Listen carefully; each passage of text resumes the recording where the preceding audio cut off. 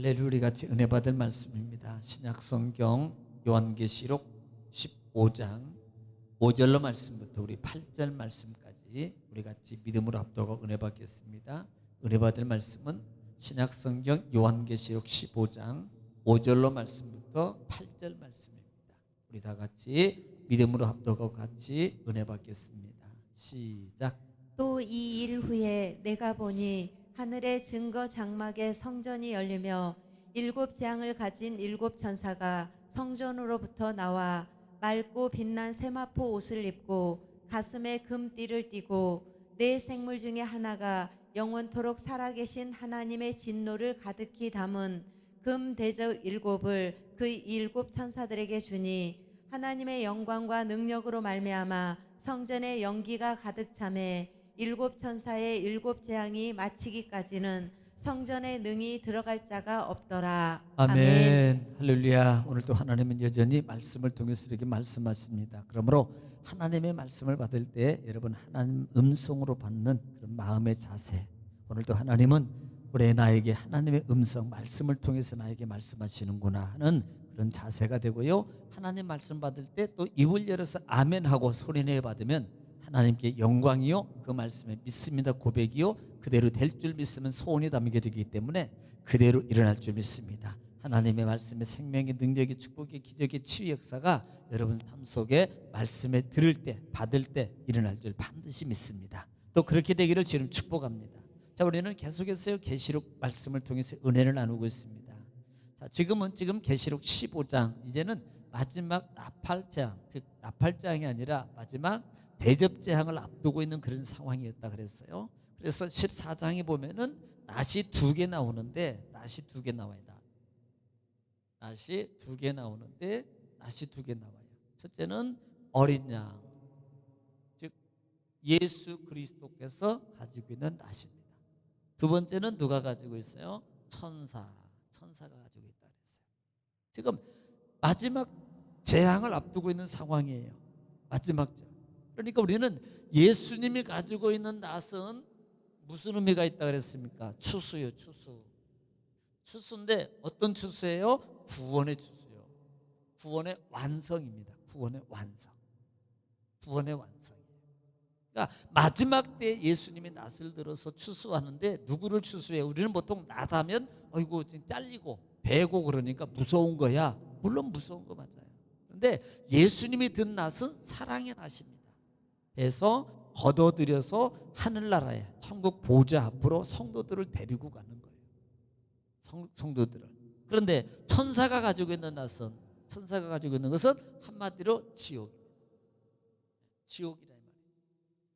그러니까 우리는 똑같이 낫을 통해서 지금 얘기하고 있다는 말은 결국 지금 마지막 준비, 마지막 심판을 두고 있다는 겁니다. 그래서 그 심판 속에서 구원받은 백성들은 어디로? 천국으로. 그 다음에 사마귀 추종자들은 영원한 불못으로 던져지게 될 것이다 라는 것이 결론이라 이 말이에요. 이 말을 지금 예고하고 있는 거랑 마찬가지입니다. 자, 그래서 15장에 들어와서 우리가 지금 15장에 가고 있어요. 15장에 들어와서는 지금 1절 말씀부터 쭉 말씀 보면은 하늘에서 큰 이상한 다른 이적이 또 보이는데 몇 명의? 7천사입니다. 7천사가 나와요. 7천사가 나오는데 7천사들이 뭘 가졌더라? 중요한 게 재앙을. 7천사들이 재앙을 가졌어요. 그 재앙이 뭐겠어요? 지금으로 마지막 남은 대접재앙이에요. 대접재앙. 대접이니까 잘 대접하는 게 아니고 재앙을 말한다 이 말입니다. 지금 7재앙 이것을 뭐라고 표현하고 있어요? 성경에 보니까 자 1절 한번 읽어보면 좋겠죠. 한번 읽는 것도 좋죠. 1절 15장 1절 시작. 또 하늘에 크고 이상한 다른 이적을 보매 일곱 천사가 일곱 재앙을 가졌으니 곧 마지막 재앙이라 하나님의 진노가 이것으로 마치리로다. 예, 하나님의 진노 이걸 마지막 재앙이라고 해요. 하나님의 진노를 통해서 마지막 재앙을 지금 가지고 있는데 그게 뭐 그러면 대접이 7대접을 얘기하고 있다. 7대접을 예언하고 있다. 그 다음에 이것을 통해서 결국은 진노가 시작된다 그랬습니다. 그리고 난 다음에 그 다음에 유리바다가 있어요. 불과 나오고 그 다음에 유리바다. 유리바다. 거기에 누가 있습니까? 검은 것 한 자도 있어요. 검은 것. 지금 여기서 검은 것 한 자는 누굴 말하네요? 검은 것 한 자는 14만 4천 명. 14만 4천 명은 상징적인 거예요. 상징이라 그랬어요. 무슨 상징? 구원받은 무리. 많은 구원받은 구원.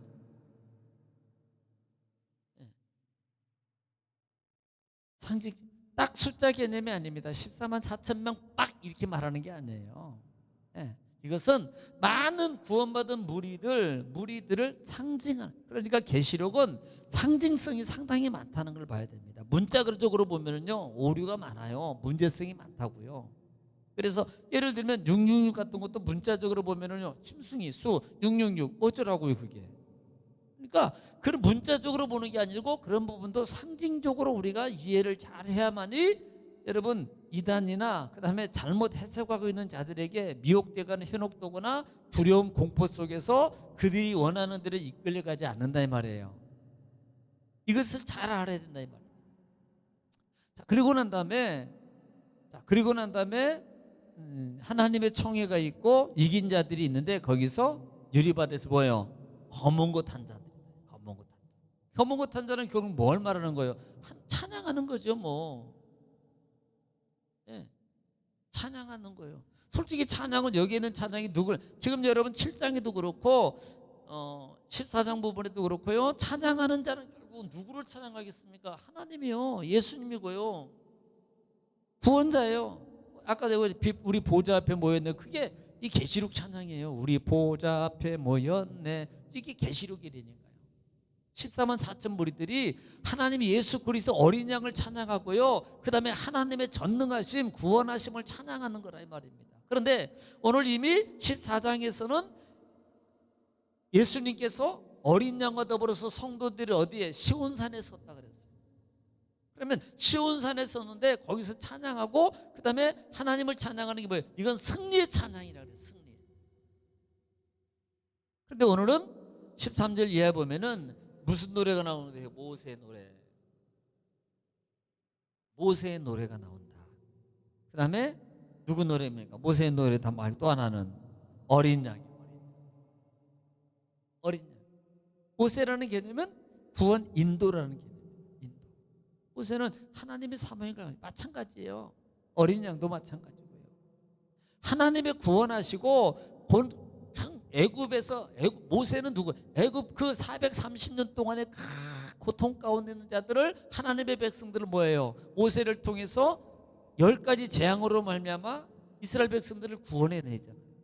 그러면 지금 계시록에도 7인, 7나팔, 7대접을 통해서 뭐 하겠다는 거예요? 하나님의 백성을 하나님의 영원한 천국으로 이제는 마무리 지으면서 영원한 나라로 이루어서 하나님의 천국 백성으로 삼겠다는 겁니다.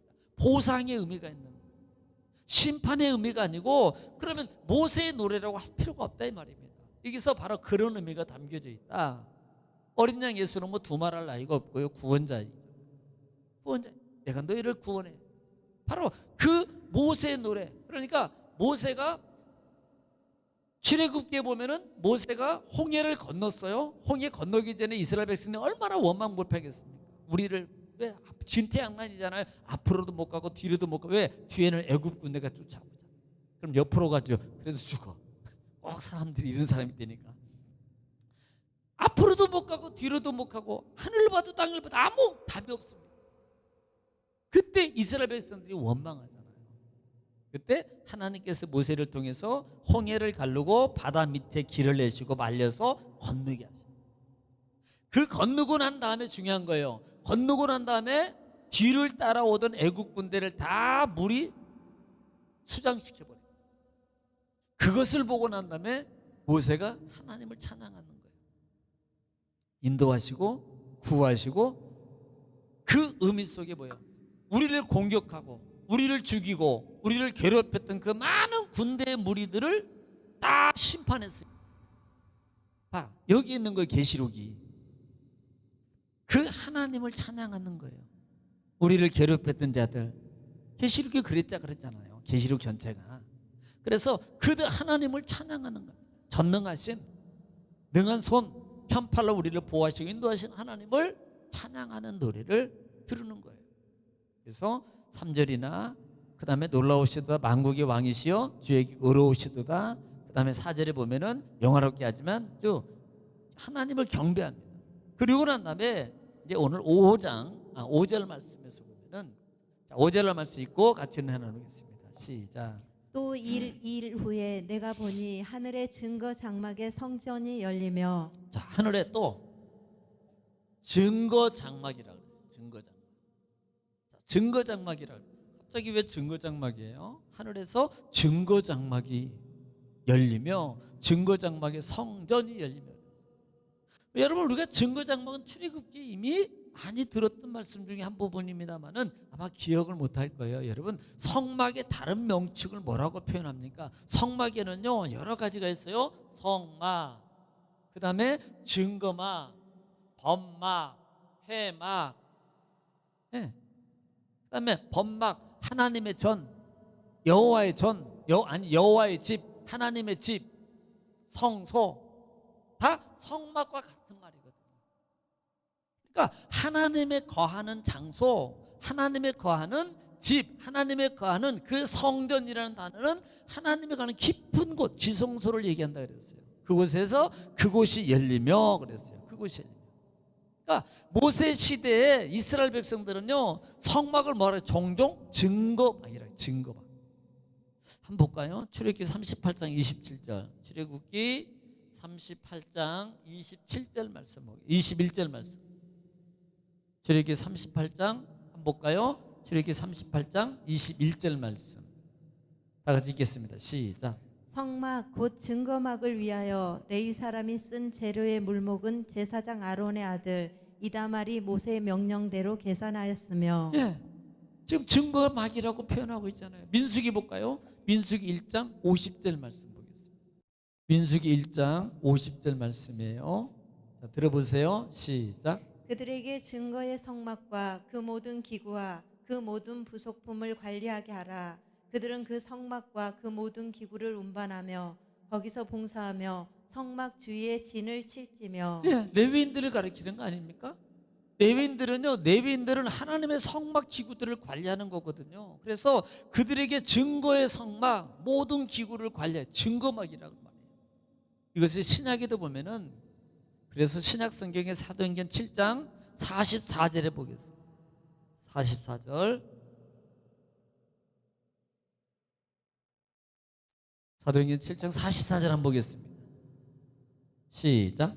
광야에서 우리 조상들에게 증거의 장막이 있었으니 이것은 모세에게 말씀하신 이가 명하사 그가 본 그 양식대로 만들게 하신 것이라. 예, 사도행전 바울 사도도 우리에게 증거 장막에 대해서 얘기하고 있다 이 말입니다.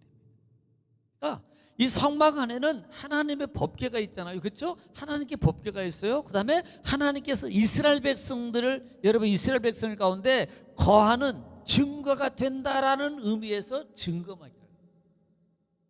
그러니까 텐트, 이스라엘이 다 천막을 중심으로 해서 있는데 그 성막이 하나님과 이스라엘 백성들이 함께하고 있다는 증거라는 말의 표현이 이게 증거막이라는 말이에요. 이해가 되십니까? 예. 이것을 히브리서 8장 5절에 보면은, 신약성경 후에 뒷번 보면은 히브리서 8장 5절, 사실은 그것을 뭐라고 히브리서 기자는 이것을 그림자라고 표현해요. 진짜는 어디에 있기 때문에 성막이나 회막이나 증거 땅에 있는 것은요 그림자예요. 뭐의 그림? 하늘에 있는 그림자입니까? 그러면 진정 어디에 있는 거? 진짜는 하늘에 있는 거예요. 지금 우리는 뭘 보고, 계시록을 통해서 진짜를 보고 있다 이 말입니다. 이 땅에 있는 교회나 성막이나 모든 것은 그림자에 불과하다. 자, 그것을 말하고 있는 거 읽어보겠습니다. 시작. 그들이 섬기는 것은 하늘에 있는 것의 모형과 그림자라. 모세가 장막을 지으려 할 때 지시하심을 어둠과 같으니 이르시되 삼가 모든 것을 산에서 내게 보이던 본을 따라 지으라 하셨느니라. 네, 하나님이 보여준 대로. 그래서 40일 동안 모세가 머리가 엄청 좋잖아요. 그러니까 40일 동안 공부해야 돼. 그냥 수치부터 해가지고 어떻게 해야 될까 기록하고 공부하고 반복하고 시험 보고 기록하고 반복하고 시험 보고 합격하면 내려오는 거야. 그래가지고 내려와서 성막을 완벽하게 하나님 말씀대로 다 지어놓죠. 그때 하나님께서 지으라 그러는 거예요. 자, 우리가 6절 보겠습니다. 자, 6절 오늘 6절입니다. 본장 6절 시작. 일곱 재앙을 가진 일곱 천사가 성전으로부터 나와 맑고 빛난 세마포 옷을 입고 가슴에 금띠를 띠고. 예, 지금 7가지 천사들인데요. 천사 중에서 어디서 나오냐면 성전에서 계속해서 성전에서 나와가지고 근데 나왔는데 그들이 뭐 어떤 형태입니까? 맑고 빛난 세마포요. 빛나는 세마포, 흰 세마포겠죠. 그리고 가슴에 금띠를 띠고 있고 그랬어요. 금띠. 자, 이것을 좀 이해를 돕기 위해서 16장 1절 말씀을 한번 읽어보겠습니다. 16장 1절 말씀. 자, 시작. 또 내가 들으니 성전에서 큰 음성이 나서 일곱 천사에게 말하되 너희는 가서 하나님의 진노의 일곱 대접을 땅에 쏟으라 하더라. 자, 지금 뭐예요? 하나님의 이들은요, 하나님의 대접을 준비받은 자들이란 말이에요. 흰이라는 게 뭐예요? 결국은요, 세마포는 거룩을 상징하는 거 아니겠습니까? 하나님의 사역성이에요. 이스라엘 제사장들이 성막 안에서 반드시 입을 때 흰 옷을 입어요. 이건 사역입니다. 거룩한 사역을 하나님의 뜻을 받들어서 거룩한 사역을 감당하는 거예요. 감당하는 거라 이 말입니다. 사역성을 얘기하고 있다라는 말씀이에요. 그 다음에 금띠를 띠고 있는데 이 금띠는 제사장들이 그 세마포 위에 착용하는 거였어요. 이렇게 금띠 허리띠처럼 이렇게 저기 우리가 사극을 보면 왕들이 원피스 롱을 입고 앞에다가 이렇게 뭐 하나 띠잖아요. 그런 거 이해를 잘 말을 전달을 못해. 하여튼 그런 거 그딴 거 그런 거 띠는 거예요. 그런 거. 이걸 진리의 띠예요. 진리 변함없는. 자, 그 다음에 7절 읽습니다. 7절 시작. 내 생물 중에 하나가 영원토록 살아계신 하나님의 진노를 가득히 담은 금 대접 일곱을 그 일곱 천사들에게 주니. 자, 지금 하나님 전에서 나오는 한 천사가 일곱 천사가 준비되어 있어요. 지금 일곱 천사가 준비되어 있는데 그 천사들에게 하나님 안에서 또 한 천사가 나오더니 일곱 대접을 가지고 일곱 천사들에게 주더라 이 말이에요. 일곱 천사들에게. 뭐 이 얘기 안 해도 왜 주겠어요? 이제는 뭐 이미 일곱 나팔을 통해서 보듯이 한 천사 그 일을 감당해내잖아요. 첫 번째 인을 떼고 첫 번째 나팔을 불고 두 번째 나팔을 불고 세 번째 인 띄고 네 번째 띄고 막 이러잖아요. 그런 것처럼 그렇게 할 때 하나님의 재앙의 역사가 일어나는 겁니다. 진노의 역사가 일어나는 거예요. 그 사명을 위해서 하나님의 한 천사가 나오더라 이 말이에요. 예, 나와서 일곱 대접을 그들에게 주는 거예요. 일곱 대접을. 네. 우리는 금대접 보면은 이제 진노가 가득하잖아요. 이건 뭐 이미 설명을 드렸기 때문에 몰라도 되고. 그래서 금대접 일곱에서 일곱 천사 이제 8절 읽겠습니다. 8절 시작. 하나님의 영광과 능력으로 말미암아 성전에 연기가 가득 차매 일곱 천사의 일곱 재앙이 마치기까지는 성전에 능히 들어갈 자가 없더라. 예. 자, 지금 하나님의 영광과 능력으로 말 성전에 뭐가 연기가 가득 차요. 어떤 현상입니까? 마치 신의 산에서 하나님께서 이스라엘 백성들에게 십계명을 줄 때도 똑같은 현상. 누구도 하나님을 보지 못해요. 하나님은 그곳에 오지 못하게 만들어요. 누구도 이곳에 올라오는 자는 다 죽으리라. 하나님 모세를 통해서 분명히 말씀해요. 그러니까 그곳에 절대로 들어갈 수가 없어요. 이것은 연기는요 하나님의 임재를 상징합니다. 뭔가 사역 속에서 하나님의 나타남, 현현 속에 나타나는 어떤 상징, 하나님의 임재 현상, 또 하나는 영광의 현상을 상징할 때 연기로 구름 타고 연기 속에서. 그 다음에 일곱 재앙이 마치기까지는 그랬어요. 일곱 재앙이 마치기까지는 성전에 누구도 들어갈 수가 없더라. 그러니까 하나님이 한번 이제는 심판을 시작할 때는 누구도 못 막는다. 제재할 사람이 하나도 없다. 이 심판을 막을 사람이 하나도 없습니다. 아무리 해도 이것은 끝나지 않는 거예요. 그러니까 우리는 뭐예요? 심판 오기 전에 빨리 잘해야지. 정리해야지. 하나님의 진노가 임하기 전에. 그래서 15장은 짧은 장입니다마는 하나님의 마지막 재앙을 얘기하면서 일곱 천사가 준비되고 그 다음에 한 천사라고 와서 그 일곱 천사에게 뭘 줘요? 일곱 재앙, 대접을 주고 또 하나님의 천국에 머문 자들은 계속해서 뭐예요? 하나님을 찬양합니다. 14장도 하나님을 찬양해요. 15장에도 모세의 노래, 어린 양의 노래를 통해서 하나님의 전능, 이것은 뭐예요? 앞으로 이길 그 하나님, 전쟁을 앞두고, 다시 말하면 승리를 앞두고 하나님의 계가를 부르는 거랑 마찬가지예요. 이것은 이긴 싸움을 찬양하는 겁니다. 이긴 싸움. 우리가 찬양하면 이길 게 아니고 이미 이긴 거예요. 이미 이겨놓은 거라고요. 찬양해서 이기는 게 아니고 이미 이겨놓은 답은 있는 거라 이 말, 끝난 거라 이 말입니다. 그 영광을 보게 될 것을 찬양하는 거예요. 네. 왜? 하나님께서 그들을 보상하게, 그들의 원한, 그들의 심판을 통해서 그들을 괴롭혔던 자들을 하나님이 원수의 목전에 상을 베푸는 거고 똑같은 거예요. 우리의 모든 것을 갚아주시는 하나님, 갚아주시는 하나님인 걸 여러분 기억하시고요. 오늘 15장 말씀을 통해서 여러분 하나님의 음성, 듣는 음성이 무언가를 잘 깨달으시고 우리 하나님께 영광의 삶, 또 살기에 부족한 저들 되길 바랍니다. 할렐루야. 기도하겠습니다.